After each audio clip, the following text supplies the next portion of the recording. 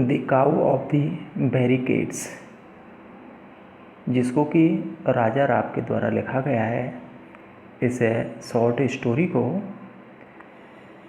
The cow of the barricades, गाय की बाधाएं, इसको हम शॉर्ट स्टोरी भी कह सकते हैं, प्ले भी कह सकते हैं, ड्रामेटिक रिप्रेजेंटेड भी कह सकते हैं, नाटकीय प्रस्तुति, मेटाफिजिकल फिलॉसफी भी कह सकते हैं इसे, और आध्यात्मिक दर्शन, क्योंकि इसमें गांधी जी की आइडियोलॉजी है उसको यूज किया गया है।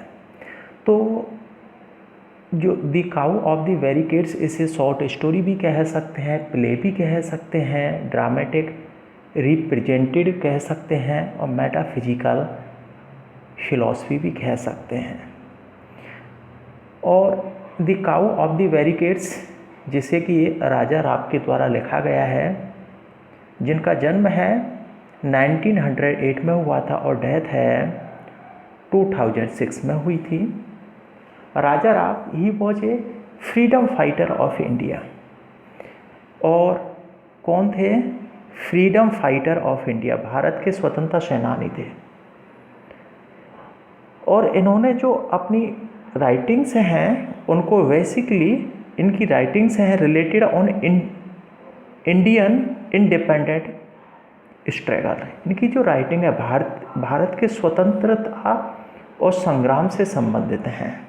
मुख्य रूप से इनकी जो राइटिंग्स हैं उनमें भारत के स्वतंत्रता संग्राम के बारे में बताया गया है। The cow of the barricades, इसमें हम देखते हैं अबाउट ए मास्टर। ये जो शॉर्ट स्टोरी है एक मालिक के बारे में है। एक काऊ है जिसका नाम, एक गाय के बारे में जिसका नाम है गौरी। रेड सोल्जर्स, लाल सिपाही किनको कहते हैं? इंग्लिश मैन, अंग्रेज व्यक्तियों के बारे में है।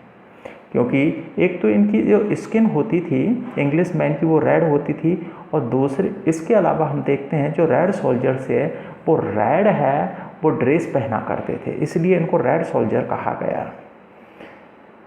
अब हम देखते हैं जो काऊ है गौरी, जो गौरी है काऊ, एवरी ट्यूसडे, प्रत्येक मंगलवार को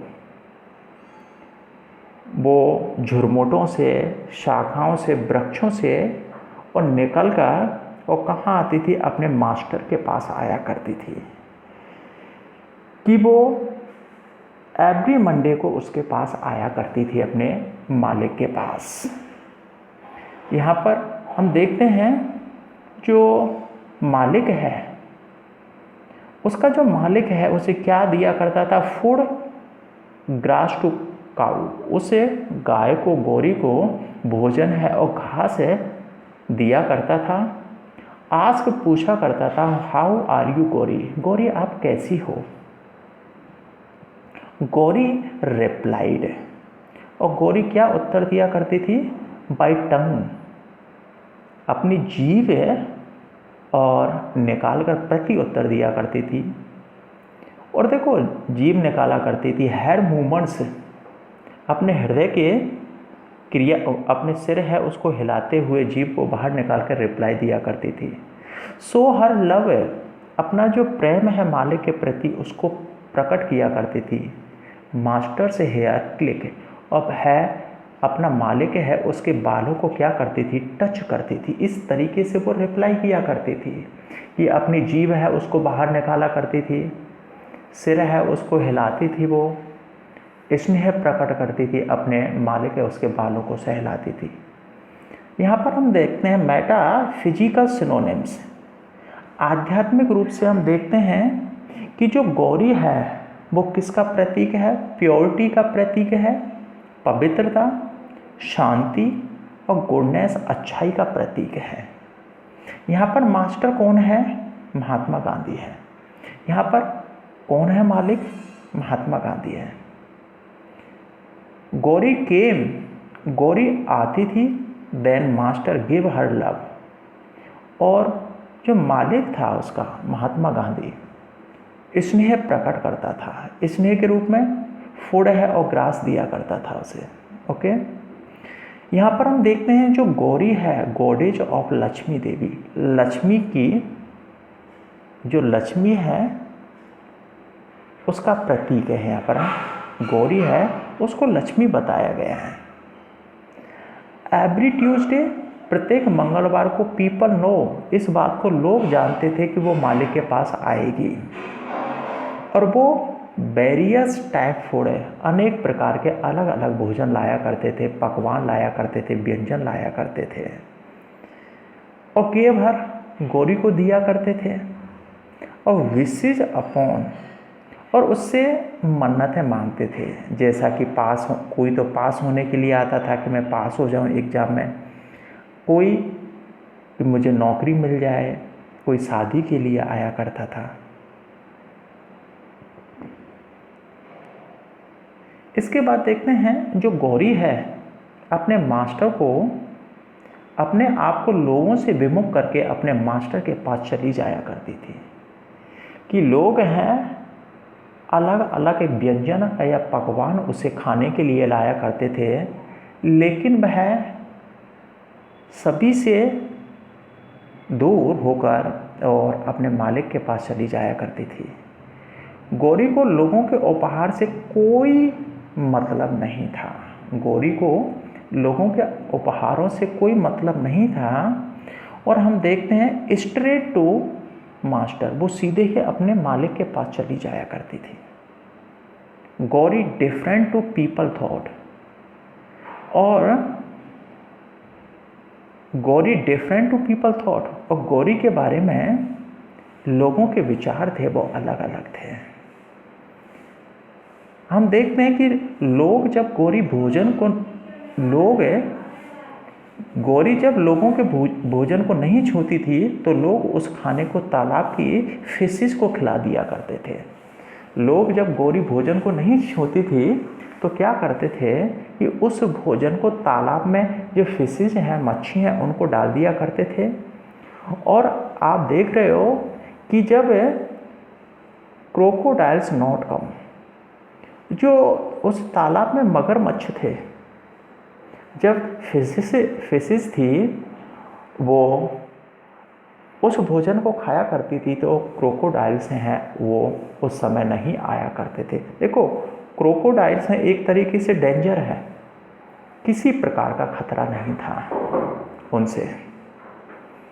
अब यहाँ पर हम देखते हैं रेड आर्मीज, अंग्रेज़ों की ड्रेस थी वो लाल थी, इसीलिए उनको रेड आर्मी के नाम से भी जाना जाता है। देखो अप्रोच उनका क्या उद्देश्य था, यहाँ पर ये भी बताया गया है उद्देश्य बाद में। देखो रेड आर्मी उनको दो कारणों से कहा जाता था। एक तो रेड स्किन पीपल, उनकी त्वचा थी वो रेड थी, और एक है वो रेड पोशाक पहना करते थे, इसीलिए रेड आर्मी कहा गया अंग्रेज़ों की आर्मी को। देखो अप्रोच उनका क्या उद्देश्य था, कवर होल इंडिया, संपूर्ण भारत को अपने नियंत्रण में करना, अपने कवर में करना। यहाँ पर क्या करते हैं कि जो वर्कमैन थे, कारीगर थे, उन्होंने बैरिकेड्स इन वेज, रास्ते में बैरिकेड्स बना दिए और रेड आर्मी है उसको रोक दिया। और देखो विद एक्सिस, कुल्हाड़ियाँ हैं, सोर्ड तलवार है, नाइफ्स है और स्टिक्स हैं फॉर फाइट विद रेड आर्मीज। ये वर्कमैन है, एक्सिस है, सोर्ड है, नाइफ्स है, स्टिक्स है, छड़ियाँ, ये सभी रेड आर्मी से और लड़ने के लिए और बाहर आते हैं।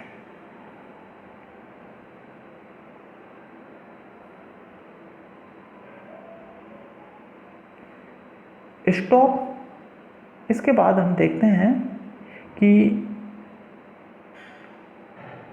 स्टॉप विमेन टेम्पल, और महिलाएं हैं वो टेम्पल है, मंदिर है, उसमें रुक जाती हैं। Children inform for give information about red army, और बच्चे हैं वो रेड आर्मी के बारे में क्या देते हैं, इन्फॉर्मेशन देते हैं कि जहाँ कहीं भी बच्चों को मार्केट है, कहीं भी रेड आर्मी दिखाई दे, वो सबसे पहले इन वर्कमैन है उनको इन्फॉर्म करें। Town was ready for fight, और कस्बा फाइट के लिए तैयार था। मास्टर कमजे, मास्टर कौन है? महात्मा गांधी जी आते हैं। मास्टर सैड, मालिक ने कहा नॉन वायलेंस है एंड ट्रुथ है। महात्मा गांधी ने कहा कि वो कैसे थे? सत्य और अहिंसावादी थे। उन्होंने कहा सडनली गौरी कि हमें ये संघर्ष है वो सत्य और अहिंसा से करना चाहिए, लेकिन लोग हैं जब वो मानते नहीं हैं इस बात को। अचानक ही सडनली गौरी बाहर आई एंड स्टैंड, खड़ी हो जाती है नियर बैरिकेड्स, जो बैरिकेड्स लगा रखे थे उनके सामने। पीपल थिंक, लोगों ने सोचा नाउ नो प्रॉब्लम, अब कोई समस्या नहीं है उनके सामने।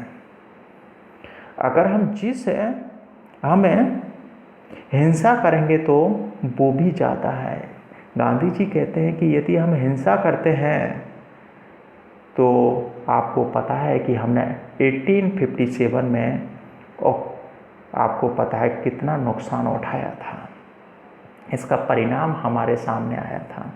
गांधी जी लोगों को ये सब करने की मना करते हैं कि आप हिंसा मत करो, क्योंकि 1857 में आपको पता है people planning for fighting with English, कि लोग हैं अंग्रेज़ों से संघर्ष करने की योजना बनाई थी उन्होंने, लेकिन वो प्लानिंग थी, हमारा जो संघर्ष था वो पूरी योजना के अनुसार नहीं था। तभी क्या होता है, chief of red army sought to Gauri, और रेड आर्मी का चीफ है गौरी को क्या देता है? गोली मार देता है। गोली है सिर के बीचों बीच लगी, लेकिन हम देखते हैं खून की एक बूंद भी नहीं गिरी। कि जो गोली थी, बुलेट थी, वो हम देखते हैं गौरी के सिर के बीचों बीच लगी, लेकिन खून भी की एक बूंद भी नहीं गिरती है। कहने का मतलब है कि यहाँ पर लोग हैं, उस टाइम में गांधी जी की जो आइडियोलॉजी है ट्रुथ और वॉयलेंस, उसको आप कह रहे हो कि वो समाप्त करना चाहते थे, अर्थात है उसको फॉलो नहीं करके आगे बढ़ना चाहते थे। और इसके बाद हम देखते हैं कि जब गौरी की डेथ हो जाती है, सेठ जमनालाल कस्बे के बीचों बीच गौरी की स्मृति में मूर्ति बनवाते हैं। बच्चे वहाँ खेलते हैं। ट्रुथ, फ्रीडम और लाइफ, वो सच्चाई है, वो अभी भी जीवित है, अर्थात है उस स्टैचू के माध्यम से ट्रुथ और नॉन वायलेंस का मैसेज दिया गया है अभी भी, जो कि वो मार्गदर्शक के रूप में है।